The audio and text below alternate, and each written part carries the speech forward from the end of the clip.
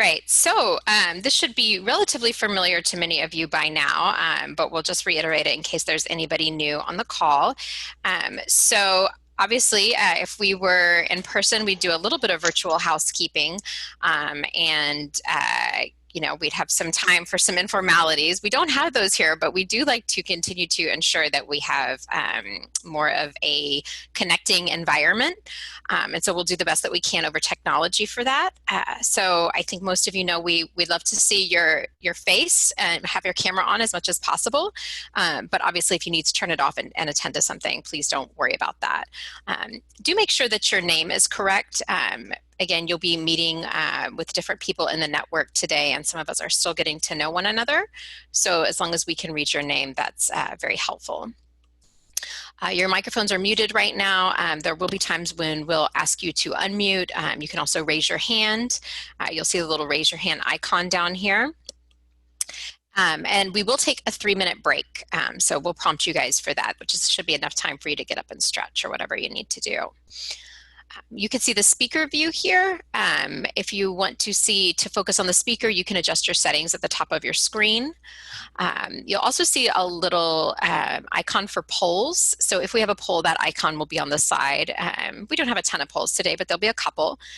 And then we use the chat box, and the chat box is really for you guys. You can go in and out of it, make reflections, observations, whatever is helpful.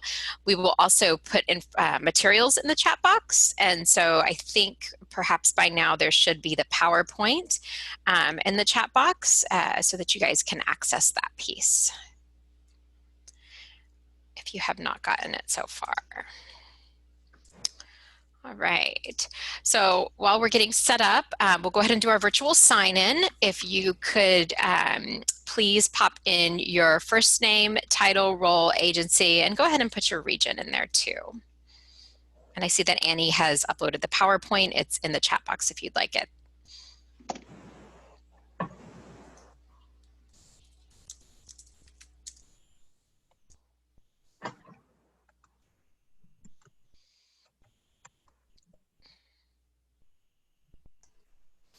While you are populating the chat box with your name and role and agency, I will go over quickly our morning objectives. And actually, we're going to maintain these objectives throughout the day. So let me restate that. So I'm pretty excited that we're going to be able to dive into the elements of motivational interviewing in HDS.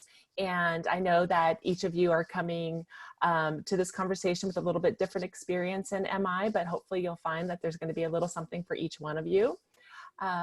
Then we are going to work to understand the intersection of family-centered services and motivational interviewing.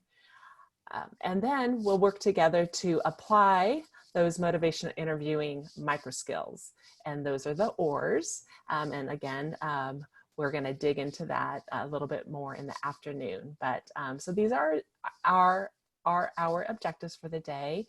And with that, I'd like to move in to our warm-up. And so it's really, like I said earlier, it's really nice to see all of you guys again. Hopefully the last couple weeks have been good to you. I know outside it's feeling a little bit more like fall, so I'm enjoying that, the warmer evening, but then it cools down in the night, so I like that.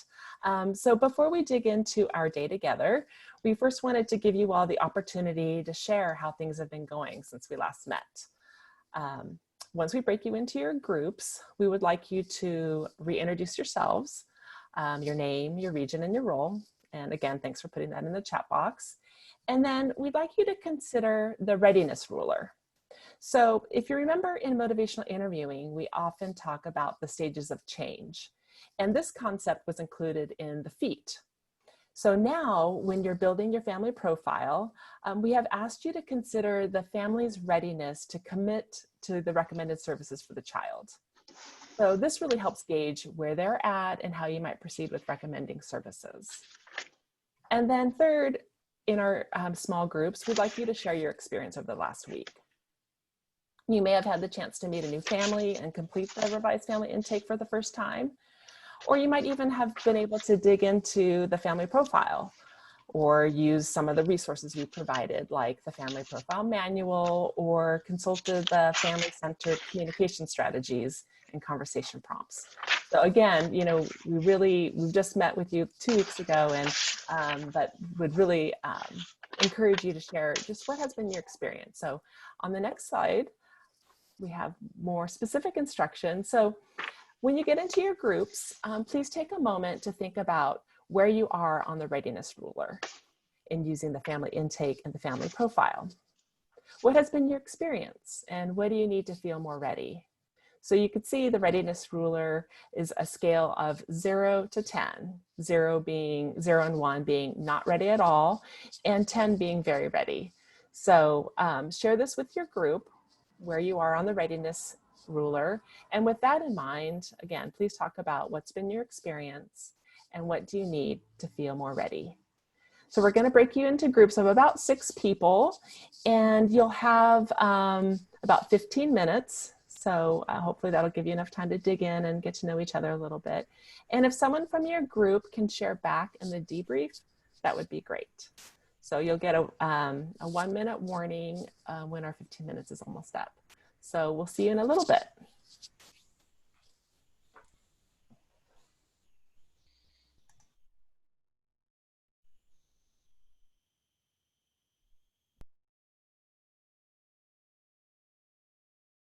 Everyone, I hope you had a chance to meet some new faces and have a conversation about how things have been going. I was wondering if anyone wanted to start us off and share what their experience has been over the last week or so, and what might you need to feel more ready? Let's see. Anyone want to? Claudia, would you like to share? Thank you. Sure. I had the pleasure of connecting with Group 5. So thank you so much, ladies, for sharing about your experience. And we had a variety of levels of care coordination support. We have someone who supports primarily with referral, the initial referral process. So I would say that we had a person who processes the referrals initially. Then we have team members who are primarily a developmental provider who are now beginning to learn about the care coordination process with that combined supportive role for families. So what I heard from the group is that the intake has been used in the intake form, and everybody is embracing it. I heard comments that it's more concrete. It's not as repetitive in terms of the questions as the previous tool. It lends itself to grab the information that you need in order to get to know the family, but it also lends itself to kind of carry a conversation. So great comments about the intake. For the family profile, we heard some of our team members have not had a level 2 or 3 conversion just yet since the tool got rolled out. And other team members, like the person who will process that initial referral, is typically not using the tool.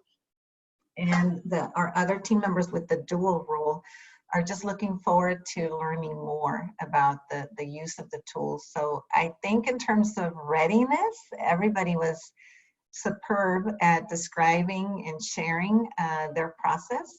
I think that they're eager to learn from the group, you know, how do you use the family profile, and just kind of pick up some tips from those who may already have had more exposure to it. Thanks so much, Claudia. Sure. Would another group like to share? Hi, yes. My name is Jorge. I'm care coordinator at Central. I was in the breakout group 1, I believe. What we spoke about was to begin with the intake, the new intake form. It has taken some adjusting just because the order of the questions are different, so the conversation flows in a different direction than what I had previously used.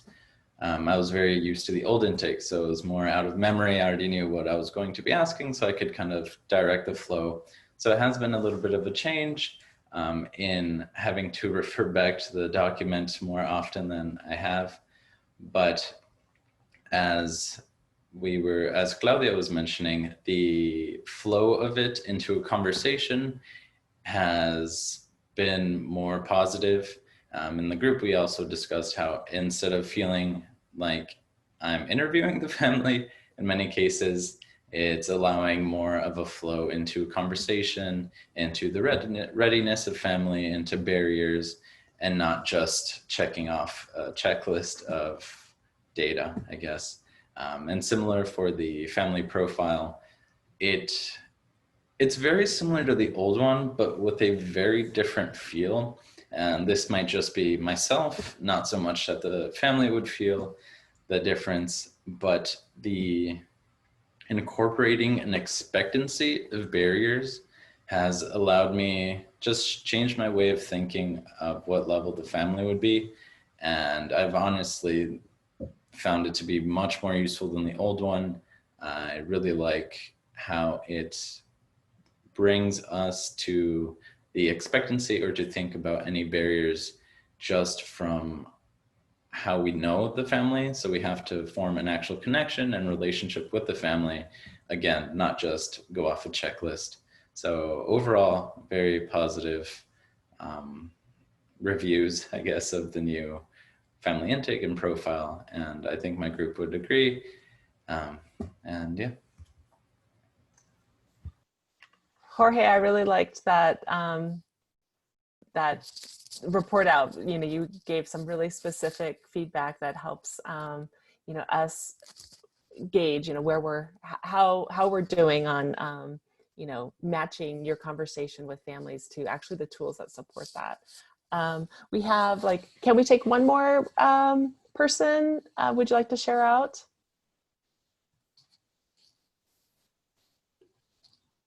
Anyone have anything new to add?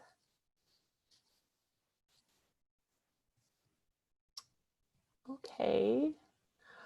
Well, I think, Mariah, at this point we could move forward, but we definitely appreciate you guys exploring these new tools, and we're going to have a greater opportunity in a couple months to really dig into peer learning and sharing best practices. And, you know, fortunately, we'll spend the rest of the day talking about communication strategies. So hopefully that'll blend in nicely with your experience thus far. So thank you guys. And Mariah, if I can hand it back to you. Sure. All right. Yeah, that was really helpful to hear. And so well put. I appreciate the thoughtfulness and the approach that you guys are using as you explore your own readiness. And so I think that meshes really nicely with our conversations about motivational interviewing today. So just to set a little bit of a preface, you know, we're assuming that most of you have already completed some MI training prior to this year. We did share the UCLA tour of motivational interviewing in advance. Either way, we're going to review the foundational concepts. What I like about motivational interviewing, though, is that the foundational concepts, anytime I revisit them in a training, I find that I go a little bit deeper. Much of this is a developmental process for you as an individual. So while you might be hearing some things you've heard before, I imagine internally your own reflections will show you that you're understanding things in a different way. So hopefully there'll be a little bit of something for everyone in our exploration of motivational interviewing today. So what I'm going to do right now, we're going to watch a brief video clip from Dr. William Miller, who is one of the developers of motivational interviewing, to really talk about the change of your role. So really shifting maybe if you're newer to MI, or if you're still getting your feet wet, kind of shifting your role. So I'm going to stop my share so that Annie or Megan can pop up that brief video clip.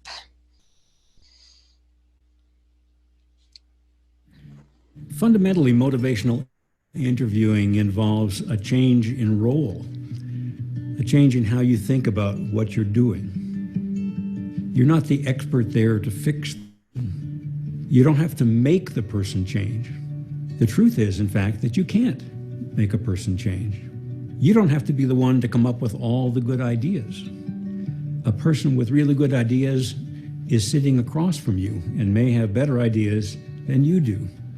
It's not like a competitive sport. It's not like wrestling where you try to defeat and pin and outsmart and outwit the person. It's more like dancing together, moving together, adjusting your movements to the other person. Overall, motivational interviewing is not a directive approach. Neither is it just a following approach. Following is listening to the person and kind of going wherever they go. Motivational interviewing is in the middle, between those two, and we describe it as guiding. If you go to another country and you hire a guide, you don't expect the guide just to follow you around. That's not what you're looking for. You will arrive when you enjoy what you're going to do. That's not a good guide either.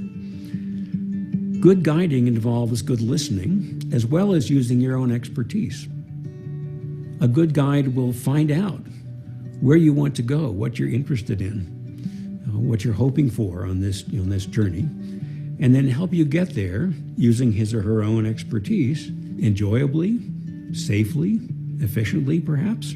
That's the guide's job. Not solely directing, knowing there's some of each in it, but it's a blend of those things. This may or may not be the way you've been thinking about your own work, but we invite you to try it out.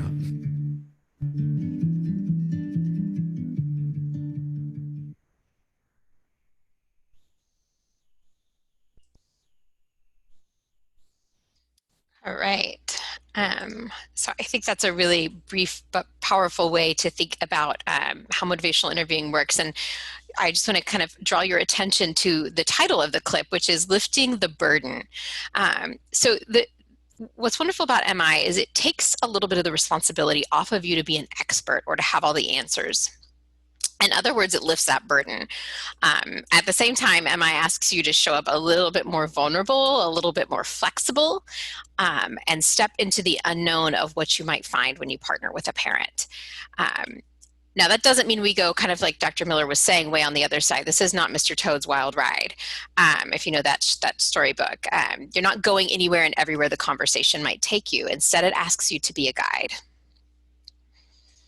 So considering what you know about MI in this video that we just watched, I want to pose a question to you.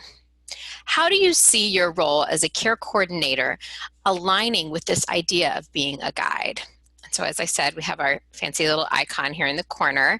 I welcome anyone that would like to share out loud, but also just your own reflections about how you see your role, your current role, and maybe how you're envisioning your role going forward as you kind of shift some of these approaches a little bit to align with being a guide instead of an expert. Instead of a, kind of pushing papers, you're really coming alongside and being a guide for that person.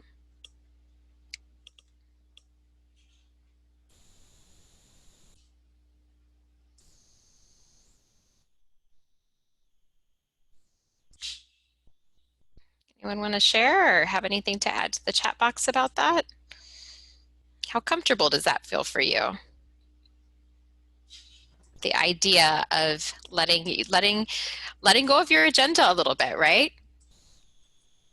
Mariah, we have Vivian off of mute. Great. Thanks, Vivian. Good morning, everyone. Hi. In my opinion, I like the idea of being the guide. I think as part of my role, being the MSPCC, is guiding moms to the services that they need, the resources that they need, making sure that they are able to advocate for themselves. That way they're able to do that long-term for themselves, for their family, for their kids, because I won't always be there when it comes to enrolling them into school, like guiding them to like, hey, they have the office right here's a direct line, empowering them to do it themselves. It's a lot more rewarding. And I have had families, always be so grateful and thankful, and that's always like the cherry on top in my role. Yeah, well, Vivian, you've always been a champion of motivational interviewing, I would say. I will share with the group that at MSP, for those of you that are not familiar, is the Maternal Services Project. So Vivian helps provide care coordination support, particularly to the mothers that are receiving some mental health supports. And I think what I really appreciated, some of what I was hearing and what you were saying was, it's kind of stepping outside of this role of case management, right? I mean, we're still doing the task, but you're stepping back a little bit so that you can allow these women to develop their own skills. And like you said, you're going to spend a brief period of time with them, but that skill, when you've given them just enough support, just enough guidance, they're going to take that skill forward, right? It's not just you kind of like pushing them through a process. And that's really what MI is about, right? It's about getting them ready and helping them to make that change. Yes, and I really love this approach, working with the clinicians, the providers that are doing the behavioral groups. We see how mom comes into her own, not just as a person, but as a parent. Yes. You know, getting comfortable to learning to, you know, play with your child, learning to communicate with your child, making it that normal. Maybe they didn't have it growing up, but they're able to learn and move forward, which is really nice to see. Very cool. Yes, that's the beauty of change, and that's the beauty of a parent feeling empowered. Just to check the chat box. I'm just reading here from Claudia. We've talked about the care coordinator being the agent that handholds, in some instances being a partner or even a coach. As a guide, the message is that the CC brings the skill, experience, and knowledge while finding out what's important or a priority for the parent, while the readiness needle moves and results in access and support. Most definitely. I mean, that when I read that, it makes me think of that image in the video of the dance, because it is really, it's a dance back and forth. You might step on each other's toes sometimes. That's a relational issue that we all struggle with sometimes, but it's more that you're willing to show up on the dance floor and you're willing to learn together. All right. Okay, so let's talk a little bit. Oh, I'm sorry. If we have time for one more, I saw Melody. Sure, of course. Yeah, please. Melody, go ahead. I just wanted to say that I really liked that video, and I think the dancing is a great example of kind of what you just said, because I think sometimes we tend to want to be the lead dancer, and I think this gives an example of like letting the parent be the actual like lead, and how you said sometimes we do step on toes, but it's a really good example of that, of just stepping back and being the guide. Definitely. Melody, you've been doing this for a long time. How do you feel that you have gotten to a place of being more comfortable letting the parent lead a little bit? I feel that I've gotten a lot better at it. At first, when I first started, I would get frustrated because I'd be like, oh, I want all these services for the family. And you know, you see them, sometimes they have so much going on that they can't. So you have to meet them where they are, and you have to, every little step that they take is a goal for them because they have just so much on their plate. And so it's just kind of being the guide and just seeing, okay, where can you go? What do you want? What's going to work best for you? Definitely. Well said. Thank you, Melody. All right, so we're just going to briefly review the spirit, or the acronym PACE, which is kind of nice because you have to think a lot about pacing in your work in MI. So as I mentioned, MI requires us to be a little bit more vulnerable. We have to kind of set down our shields and lead with our hearts when we approach working with families in this way. And it's really a way of being. And so that's why it's not so much like content I can teach you. A lot of today is going to be you thinking about your approach and you learning some skills, but it's really the spirit is just who you are. And what's cool about that, I think, is that it can take you, it's going to complement your work, but honestly, when you embrace the spirit, we need more people embracing the spirit in the world today. And I imagine most of you came to this field because you already did that a little bit naturally. So as we go through today, when there's things you're learning where you feel like perhaps I'm not really good at that yet, or I don't know how to do that, if you can stick in the spirit, if you can bring yourself back to the spirit, your approach is still going to be pretty powerful of how you show up for families. So let's briefly review the spirit. So partnership. This really speaks to the collaborative relationship between you as the care coordinator and the parent. And so, you know, just kind of putting words to that experience, we're going to work together to support your child. I'm sorry, I can't brush my child's teeth right now while I'm doing a training. My apologies. Enzo, you got to go. And then there's acceptance. So motivational interviewing breaks acceptance down into 4 components: absolute worth, accurate empathy, affirmation, and autonomy support. Absolute worth is this idea of unconditional positive regard. It's the basis of acceptance.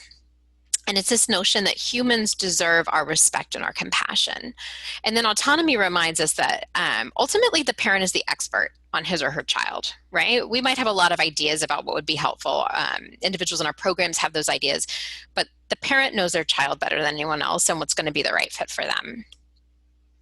And that sounds a lot like, I value you and your child, and I'm delighted to connect with you.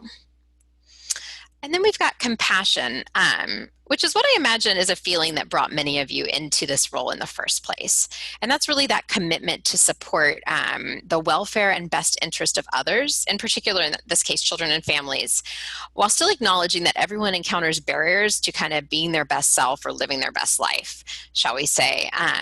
And yet we're still willing to show up and be present to understand their hopes, dreams, and values without kind of placing our judgment about where they might be in confronting their barriers. And so that one, we kind of think of it like, I want to understand and respect you, your child, and your experiences.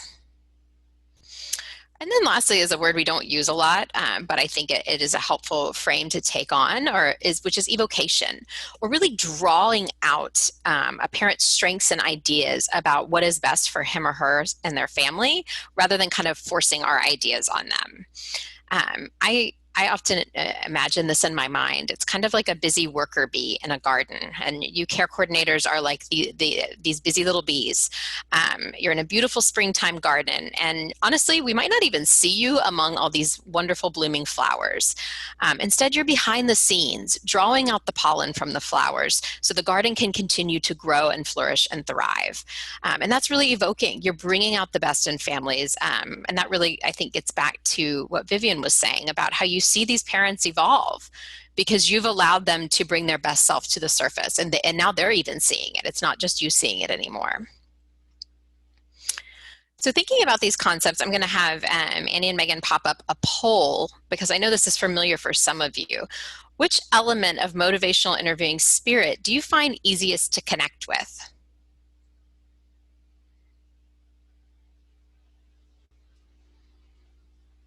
There's not a right or wrong answer here. This is more about you kind of developing some awareness around where you feel more comfortable, and then thinking about where you might want to grow your skills.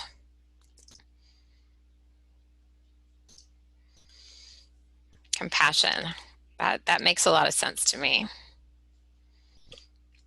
And I'm not surprised that, yeah, so far evocation's not getting a lot of love. It's a harder one. It really takes putting our agenda aside, and that's hard to do and manage your work responsibilities. Okay, I'm gonna end the poll. Yeah, so I went ahead and ended the poll. It looks like we have, 59% compassion, 38% partnership, acceptance, and evocation. So that makes a lot of sense to me, and I think it's good feedback for each one of you just to think about going forward where you want to stretch yourself and find some more comfort, and really consider what it might feel like to shift your approach a little bit. All right. Okay, so now I just want to sprinkle, and this is brief, but I just want to make a couple connections for you guys around some new concepts. So for those of you who are familiar with the theoretical underpinnings of motivational interviewing, you know that MI is an approach to conversation that strengthens one's motivation and commitment to change. And it's person-centered, so it comes out of Rogerian theory and really being, as we would say, client-focused, person-centered. But in HDS, we're not really just thinking about working with a client or a person or a patient. In every case, at a minimum, we're working with a parent-child dyad. And as we know, thinking about theories of development, a child's ability to thrive in their health and development depends on the caregiving relationship. In fact, there is actually no intervention that we offer in healthy development services that's going to be successful without the parent or parents and other caregivers and the child being actively involved.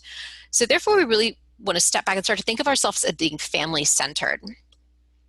Now, for you guys in your role, that's actually asking you to work a little bit harder, right? I mean, it's one thing to ask to show up with the spirit full force when you've got one client, one person you're focusing on. You're not holding the family in mind, and this can be challenging. You've got the parent, I know in many cases you have other caregivers or multi-generational households that impact what's going on with the child and the child. And so you know that each one of these individuals plays a part in both motivation and commitment to change. You trust the parent to make the right decision for his or her child, but nonetheless, you're also still kind of holding that piece of the child's perspective and the impact on them as you're partnering with the parent around, completing processes, recommendations, going to services. So you're really constantly kind of having to look at each individual in the family and think about your work and how these pieces all come together. So it's a little bit more complex. Now, nonetheless, we're all here because we believe in healthy development. So we know the payoffs, the dividends are high, but it really requires you to be holding the space for the entire family versus just this one person-centered approach.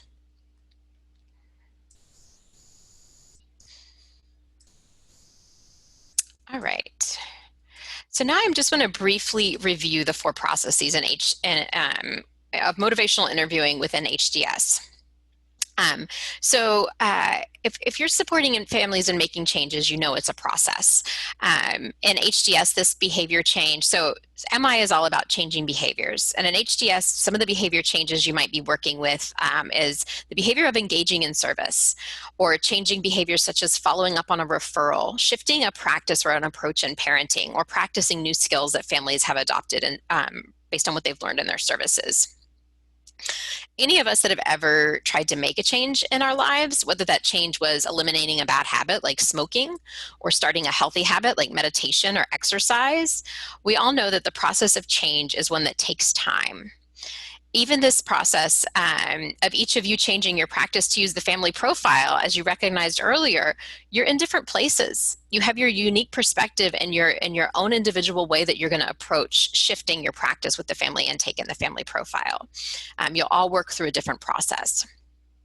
So as a guide, you want to be a bit of a roadmap. You want to have a bit of a roadmap for your work that you'll be doing with families to support them in making these changes. MI really refers to this as moving through the 4 processes.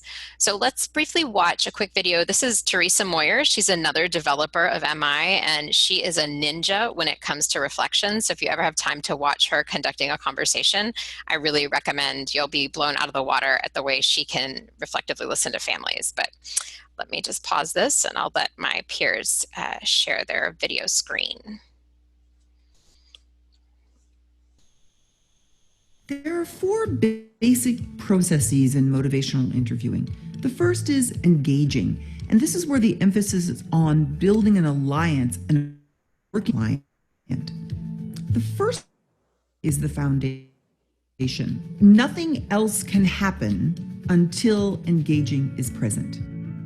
The second process is focusing. This is where you and your client come to a shared idea about what is the main focus of the time that you'll be spending together. You can spend a lot of time talking about one problem or concern or behavior after another, or even a desired change one after the other, and never really make progress moving towards any of them unless you eventually come to a shared focus. The third process is evoking. And this is where you will be taking a special emphasis on bringing out the client's own arguments for change, their own hopes for themselves, their own values, their own goals for the future. When clients hear themselves offer the reasons for change, they're more likely to believe what they hear, particularly if they are ambivalent. And fourth, finally, we have planning.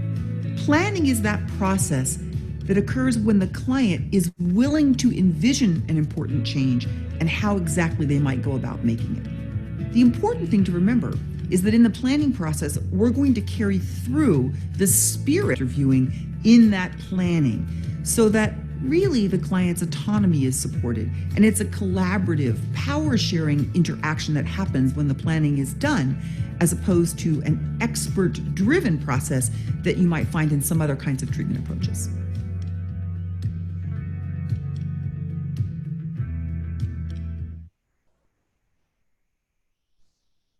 Okay. All right, so that's just a little bit Did my screen share correctly? Can everybody see that? Yeah, okay. Yes. Thank you. So that's just a little bit of an idea. So you're really, when we think about this in HDS and you look at engaging, that's really that relationship building and that trust building phase. And that's, for us, that's happening quite a bit during the assessment process, right? Which is why we want to have these tools that are a little bit more relational and more about having a conversation with the family. And so when you think about that, I mean, I think you can really envision your process with families. So if you go back to what we talked about on the first training, this idea of this process and care coordination. You have a couple interactions, they go to developmental assessment. That's really kind of your engaging phase, right? And then you might move into focusing, and that's that shared idea about the focus of your time together. If you guys think about it, can you think in your mind about that moment that you recognize that the parent kind of gets it? They know why they're here. They know what they're looking for. They've gone from where they started at that first call, which was just having concerns, to having a little bit of a vision of how they want to focus their time in this service.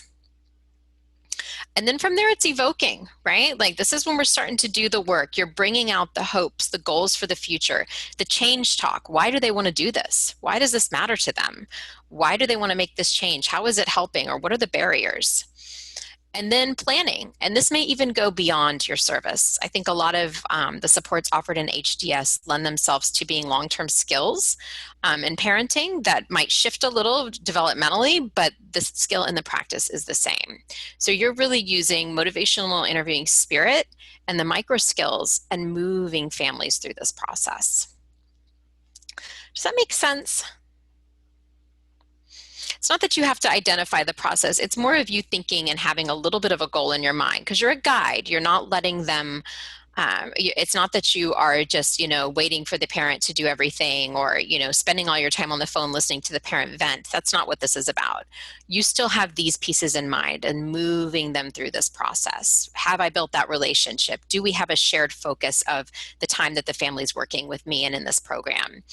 How do I help bring out the best in this family so that they can feel successful? And then what's the plan? How do we ensure success? What needs to happen? All right, so I want to take a little pause there and allow you guys to get a break. So go ahead and take your 3-minute break right now, and we'll come back at about 10:58.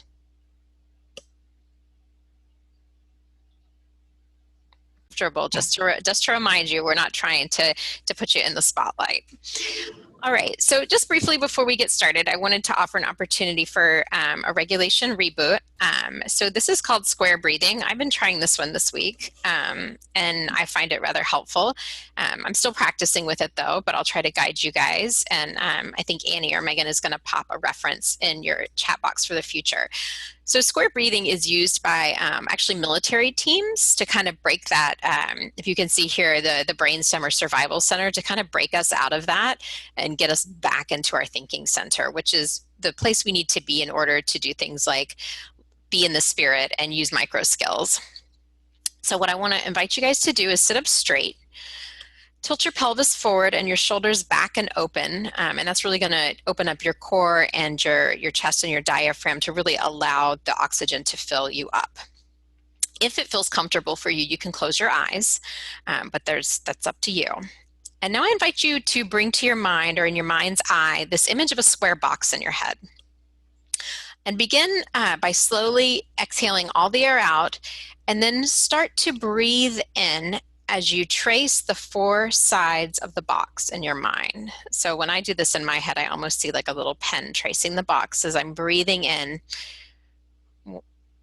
to a count of 4, 1, 2, 3, 4.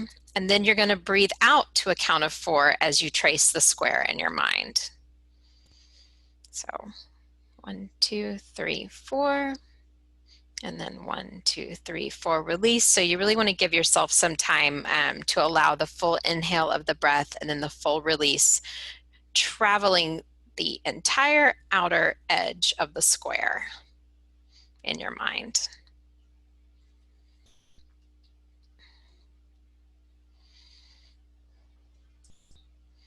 So just kind of allowing yourself to make your way around that square a few times. There's something about your mind moving around that square that I find a little bit like rhythmic movement, which can be very relaxing, kind of like yoga. Even though you're doing it in your mind, our mind is powerful enough to kind of get us to that place, which can be incredibly grounding. All right. So for those of you that are still giving your brain some love and care, go ahead and bring yourself back. Laura, you're on fire over there with your breathing. Look at you. You know how to take care of yourself. That's awesome. Yeah, the more we do this, the better. Find those times to give your brain a break. Okay. All right. So, we offered you quite a bit of information this morning already, and I don't want it to feel too overwhelming. What I find that I found overwhelming when I first started learning about motivational interviewing is this sense of how could I juggle it all? How could I juggle all of these pieces? Whatever my job was, be it care coordination, being in the spirit, right? Like I've got to have that energy. I've got to be available for the family in that compassionate way. And then moving through those processes, working on the relationship, focusing on a goal between myself and the parent, bringing out the best in them, and then planning these next steps. It feels like a lot. It feels like a heavy lift cognitively. So how do you maintain the spirit and guide families through HDS while also attending to your own responsibilities, assessments, referrals, MDT meetings? I mean, let's be realistic. It feels like a lot to hold all of this. So I just want to give you guys a few minutes in small groups to kind of talk about this and how you think you can bring yourself to that place, or how you manage that, or what you've learned over the years if you've been doing this for a while. So we're going to put you guys into small groups again for a few minutes, and then we'll bring you back, and we'll talk a little bit about some things that we can do. So about 10 minutes. A certain way. So for the sake of time right now, I'm going to bypass a debrief and think about some other ways besides what you guys talked about that it can really help you to manage some of these new ideas and integrating them into your current practice. So first, just to remind you, and we're going to spend most of the afternoon talking about ORs, but just in case some of you are newer to this, we do bring in the ORs, and that's the micro skills, or some people call them the counseling skills that you use to guide your communication with families. And so those are the open-ended questions, affirmations, reflections, and summaries. And I like the idea of the oars. They're guiding the boat to the desired destination, kind of like when we saw that video of the guide, and he was with the parent or the caregiver that he was partnering with, and they're in a boat, or they're scaffolding a mountain, right? The oars are going to help you move through that. So that'll be one of the strategies that you use. And we use those when we do the MIA steps. So for some of you, this will be familiar, but I'm hoping to ease some of your anxiety if you're feeling like, how am I going to get my job done if I'm constantly in the spirit, if I'm constantly having to do this MI thing? It's not a perfect science, right? It's a combination of the work that you do. And so the MIA step, that's motivational interviewing assessment. So again, we talked about in the engaging phase of the processes, you guys are really doing your family intake. You're working on the family profile. So we don't want you to feel like this is the kind of thing where you should now be taking 2 hours to get this done because you just need to hold the space for the family. It's a combination of assessment, skill, interview, and motivational interviewing.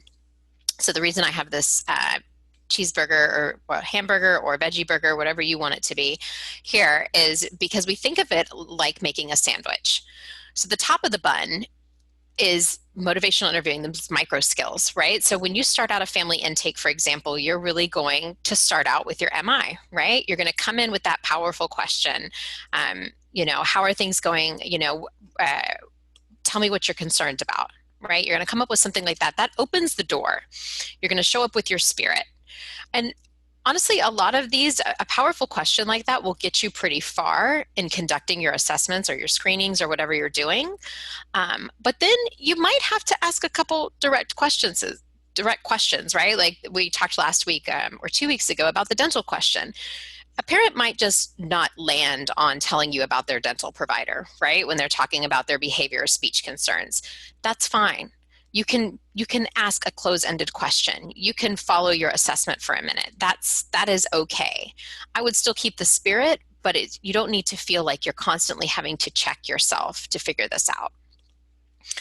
And so you go through that assessment. Another one I was thinking of when I was prepping, is the early learning experiences. So what kind of experience does your child have with other children? That's a nice open-ended question. You hope that that's going to lead you down the path of them talking about, do they go to school? Do they go to childcare? But it might not, and that's okay. Again, when you're in this place here, when you're to your meat or your veggie patty, if you have to ask a couple close-ended questions, you have to attend to a few pieces, that's okay.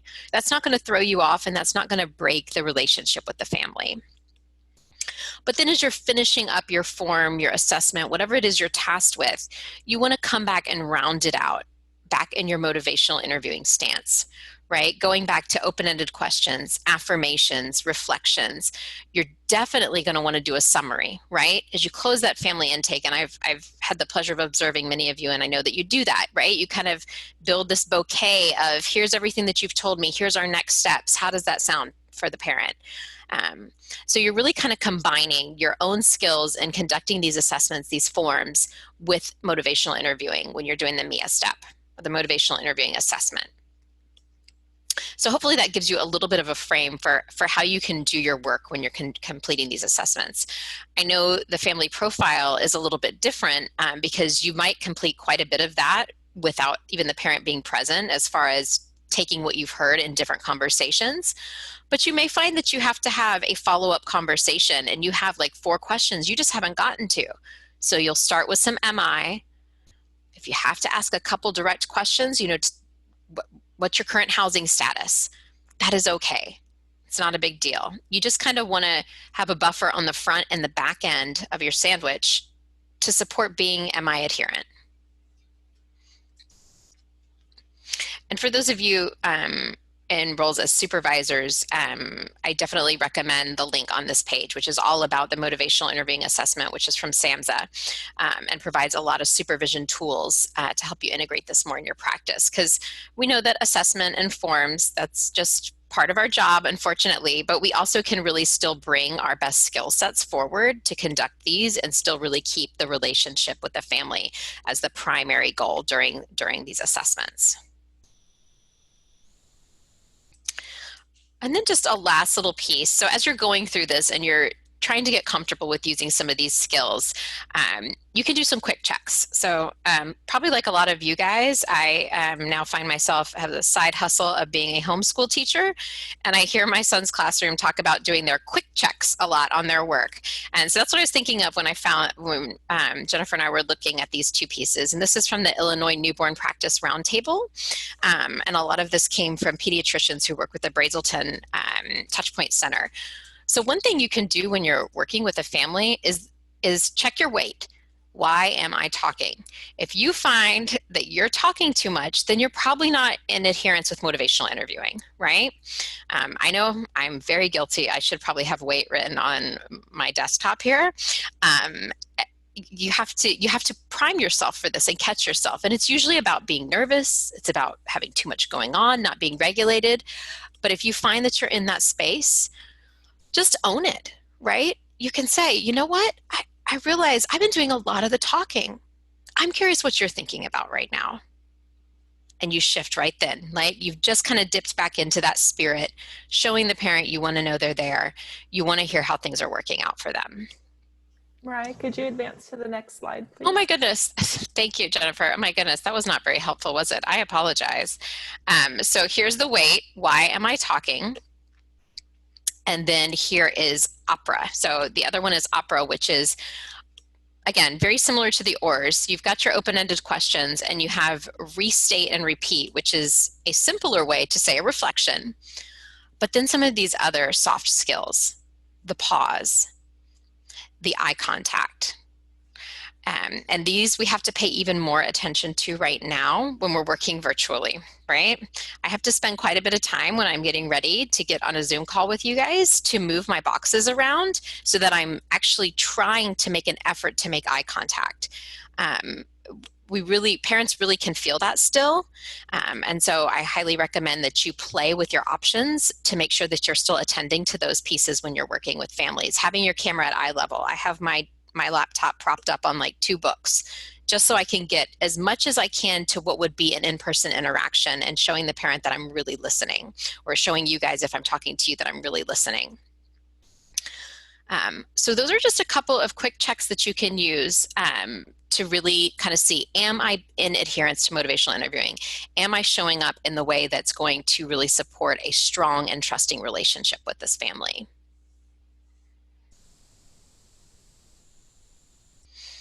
And again, I provided the resource here that has lots of other really great information for partnering in this way with parents and newborns.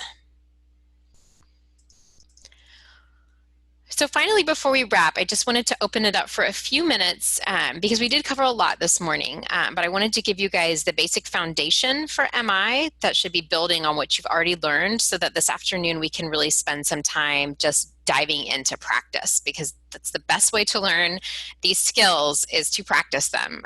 It's a necessary evil. It can be a little uncomfortable, but we're going to try to create a cozy space for us this afternoon with some peers where we can practice. But in the interim, what questions are on your mind right now about anything that we talked about this morning, or anything from the tools that's really open for you at this moment?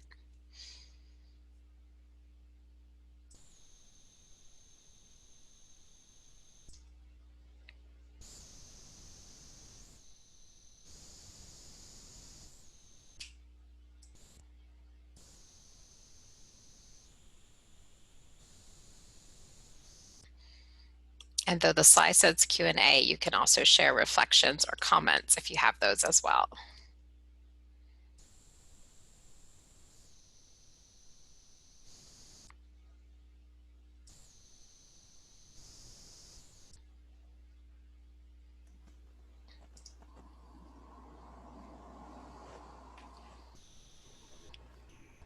Mariah, I know we didn't have a chance to really talk after their last small group, but I did want to address that there's definitely, in both small groups that I've been in, a little bit of the challenge of, you know, especially for the Rady folks who have the dual role. Yes. And so just really kind of helping them strike that balance between being the expert in development, as well as using their care coordination skills to have the parent be the expert. So that's just something that we're facing. It's just a comment for us to think about as we move forward. That's a constant issue, I would say, and I would, I think anytime you're straddling 2 roles, it's challenging, right? My mind goes to a place of wondering what it might look like to embrace the parent being the expert in both of those roles. It may ask a little less shifting on your part as a provider. It's going to feel different, right? Especially for those of you, some of us geek out over development. I own that, right? We get really excited and we want to talk about what we're seeing and what's happening, and how can we shift some of that delivery of that information into an MI adherent way. That's going to give you guys more practice at using this, so you're not being asked so often to kind of switch hats from being this developmental expert. Think of yourself as a developmental partner. Because again, parents, we know that parents have such a, while it might not be a formally educated lens around development, they are seeing things in their children that if we can help them recognize what they're seeing, it's very, very motivating, very engaging for them to engage in the intervention when they're connecting it with what they're seeing.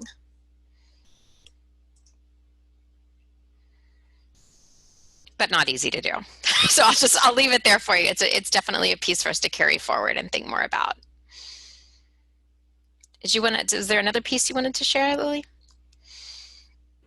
Oh, I was just wondering for this afternoon if we were going to be practicing asking some of those questions on the family profile, or getting to the content of some of those items by using MI, if there's a modeling that we're going to be watching or doing ourselves. So we'll watch some examples. We don't have any video examples of anyone doing a family profile, but we will watch some examples of using, and then we'll practice using. One of the things that is tricky when you practice, you can definitely do a role play with a family profile, and you could use the conversational starters tool. That doesn't put you in the spirit though. And so that's the crux, right? If I pretend that I'm conducting a conversation with you, it asks me to pretend. And the biggest part of MI is getting into the spirit. So when we practice, what we'll do is we'll probably seek a little more opportunity to connect with the person on a meaningful level about their role, knowing that we have a huge list of questions for you already. So we want you to get practice using the spirit and practicing the questions. And then what I would encourage going forward would be to take the conversational starters document and pick a question or two that feels good to you, because doing open-ended questions on the fly is incredibly hard, especially if you're balancing a new tool. So we can at least bring that document back up, and I can speak to that later this afternoon, that my approach, if it was me, would be to go through and pick this question, these feel good. I've had a couple questions in my back pocket so that when I'm nervous on the call with the family, I don't go into a yes-no kind of diatribe, because I can't quite get to that space of asking those more open, meaningful questions.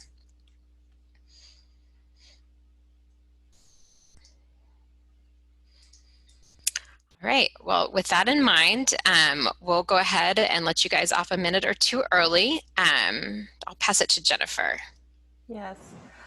So we hope that you'll spend the next hour and a half taking a little break, getting some fresh air, a nice lunch, and some nutrition for yourselves. And then we're going to reconvene at 1 p.m. And there is a unique Zoom link that is necessary for the afternoon session. So please consult with your Outlook appointment, or even the reminder emails I've sent over the last yesterday and the last week. The unique Zoom link you can find there. And so, as Mariah was mentioning, if you can bring that family-centered communication strategies document to our afternoon session, that would be helpful. You can find that on the document archive under provider resources, and in the bottom right-hand corner. We'll also pop it up in the chat box when we begin at 1 p.m. But if you can bring that, and then also your PowerPoint, that would be great. So with that, we look forward to seeing you at 1 o'clock, and enjoy your break. Yep. Thanks, everyone. We'll see you soon. Thank you. Thank you. Great job, AP. Thank you. Thank you, Claudia. Thank you for your feedback.